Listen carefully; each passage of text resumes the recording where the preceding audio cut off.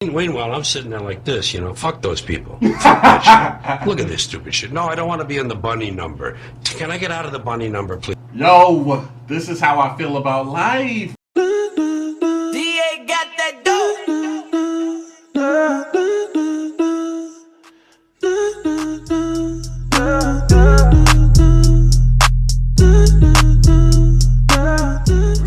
Billy, you so crazy, back in this thing, man. I already know what time it is, man. Look, we are back with another reaction video today. What I am reacting to is George Carlin on drugs and marijuana. That is what I'm reacting to today. That was requested by one of my So Crazy family members. Shout outs to you. You know what I'm saying? I love the support that you guys give me. I wouldn't be doing this if it wasn't for you guys. So that's what I'm bringing you today, right now. But before I do that, what I need for you to do is go hit that thumbs up button. Subscribe if you haven't already. Be a part of the So Crazy family. If you don't know, we drop every single day and we do the videos that you request. You request it, I react to it. That's the way that it goes. You know what I'm saying? So be a part of the family. But I've done enough talking, man. We're just gonna get straight into this reaction and see what George Carlin is talking about on drugs and marijuana. Because we already know his mouth. We know that he's straightforward and to the point. So he about to keep it real with everybody. That was that. That's how that works. People who deal in content that's on the edge as you do oftentimes live a life that's similarly on an edge. Mm-hmm. And a lot of those people go off the rails. Yeah. And we lose them and their talent. And you've been able to not do that and been able to pull it back in and another luck stroke. You know, you gotta have luck in this world. Part of it's your genetic makeup, that's luck. And then what you do with it is also partly genetic, because hard work is genetic. The desire to do hard work, the willingness to work hard and be determined and not be turned aside, that's all genetic too. It can be altered a little and reinforced. But some of the people who had so much edgy promise, they died young. I mean, Lenny Bruce, Sam Kinison, Andy Kaufman in his way, sure. Freddie Prinze, John Belushi, Bill Hicks. Right. And it's just, I don't know, of course Bill had a natural disorder of his own, I think so did Andy, but it's not always behavior, but sometimes it's just genetic. But it's just that I think there's a degree of luck and intellect involved in giving up things that hurt you. The drug and alcohol thing, it seems to me, comes down to this. Drugs and these things are wonderful. They're wonderful when you try them first. They're not around for all these millennia for no reason. First time, mostly pleasure, very little pain, maybe a hangover. And as you increase and keep using whatever it is, the pleasure part decreases and the pain part, the price you pay, increases until the balance is completely the other way and it's almost all pain and there's hardly any pleasure. Wait, okay, before he finishes that thought, I just want to know, for those that drink and smoke and all that stuff, is what George is saying, is it true? Do you think it's true, or do you think it's a case-by-case scenario, especially with the whole like genetics, like it's in your do you think it's in your genetics to work hard? Yeah, I don't know. I gotta kind of sit and think on that just a little bit more, but y'all let me know in the comment section. I'm curious. Price you pay increases until the balance is completely the other way and it's almost all pain and there's hardly any pleasure. At that point, you would hope, then the intellect says, oh, this doesn't work anymore. I'm going to die and I'll do something. But you need people around you who can help you, and you need something to live for. You have to have something to look forward to bring you out of it. You know, there are a lot of people who don't have a lot to live for, and they're sort of stuck inside. Was there ever any fear that by giving up the drugs, you lose a bit of the genius by giving up the wild lifestyle, sanity being the enemy? Well, that has been a canard for a long time, that most of this creativity comes from being wacky, and I'm sure there's a lot of truth in that, as far as just being plain old wacky. Where the drugs are concerned and alcohol, they do seem to open a window for you.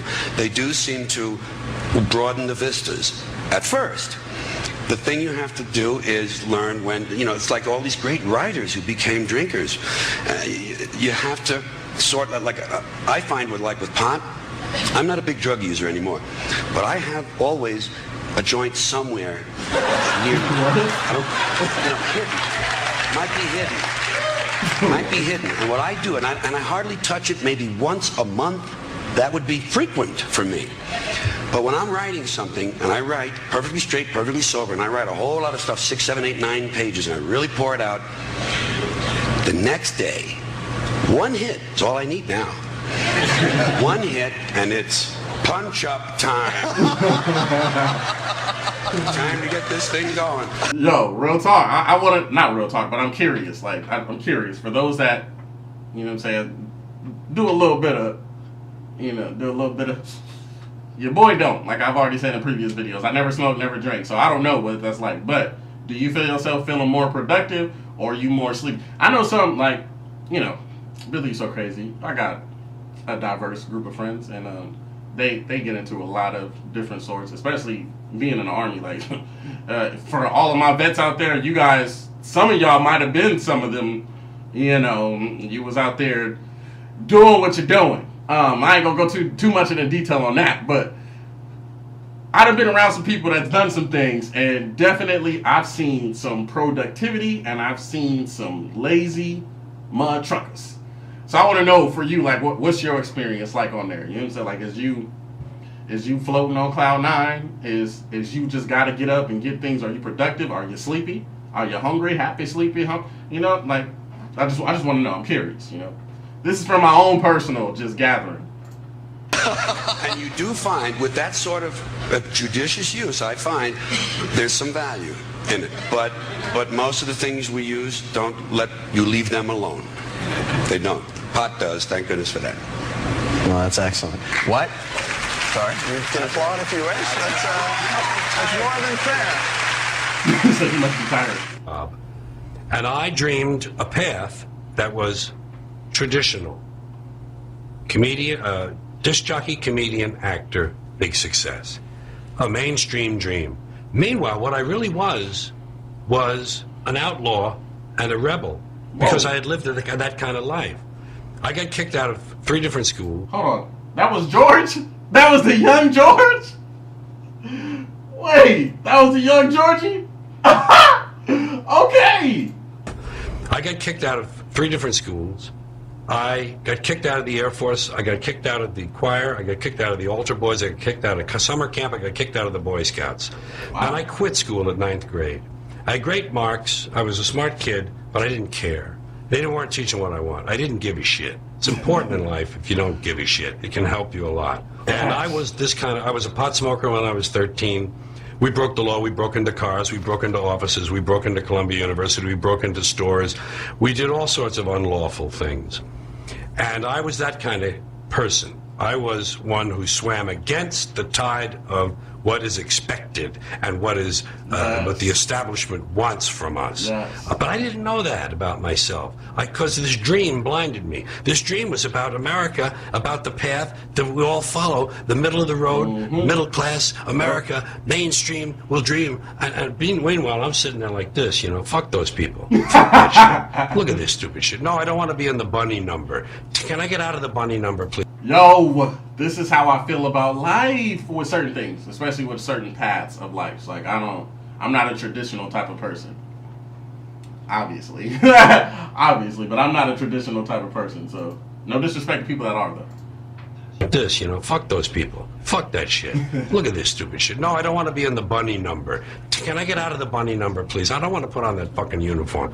And I didn't know this dissonance was inside me, and in the period this is happening all through the 60s, the counterculture was forming. The free speech movement started in Berkeley. The hippies were growing into a force. Peace, love, flower power, pot smoking, anti-authority. See, bing, ding, ding, ding, anti-authority. Throw over the establishment. Burn down the math building? Wow. Ding, ding, ding, ding, ding, ding, ding. So I gravitated toward that because I was that person, really. And the people I hung around with were that way. The musicians I knew in the late 50s had gone through that transition. Suddenly they looked different, and their music changed. And I'm listening to people like the Buffalo Springfield. I'm listening to Bob Dylan. I'm listening to these people, and I realize these artists are using their talent to project their feelings and ideas, not just please people. And I began to take some acid and some mescaline. I didn't overdo it. I had a couple of trips that weren't the best, but I had a lot of great trips.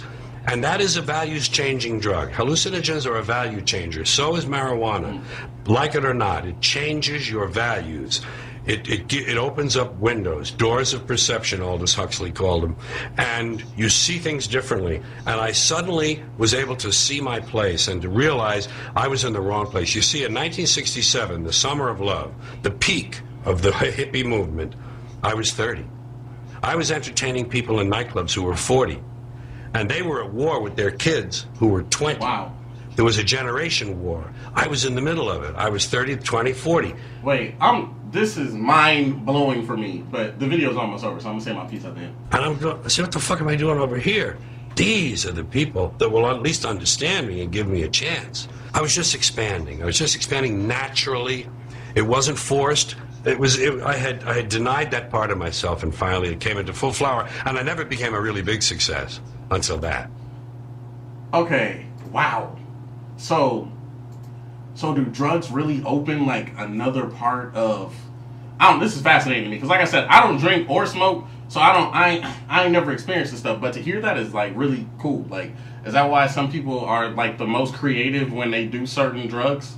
Like in the hippie era, you know what I'm saying? Especially all about love. I really feel like that's what we need today because people do not love each other today. Oh my goodness, it's every man for himself around here. It's like The Condemned. Did y'all see that movie with what WWE Steve Austin? Was that him? I think it was him. Man, that's pretty much what it's like to be in America today. We all in The Condemned. Soon it's gonna be The Purge around this camp. Real soon it's gonna be The Purge. Let me stop speaking stuff into existence. But okay, anyways, I've asked a couple questions. If you guys feel like answering them, put them in the comment section down below. If you enjoyed this reaction to George Carlin on drugs and marijuana, give this video a thumbs up. Subscribe if you haven't. Be a part of the So Crazy family because we are dope. You know what I'm saying? I do videos that you guys request. The goal for the month of February is 40,000. Last month in January, the goal was 20,000. We did 26. So I want to make that happen again. So if you guys can please subscribe, be a part of the family. Let me know what videos you want to see me react to next. Follow me on my social media links. It's your boy Billy So Crazy. I'll see y'all in the next video. I'm out this thing.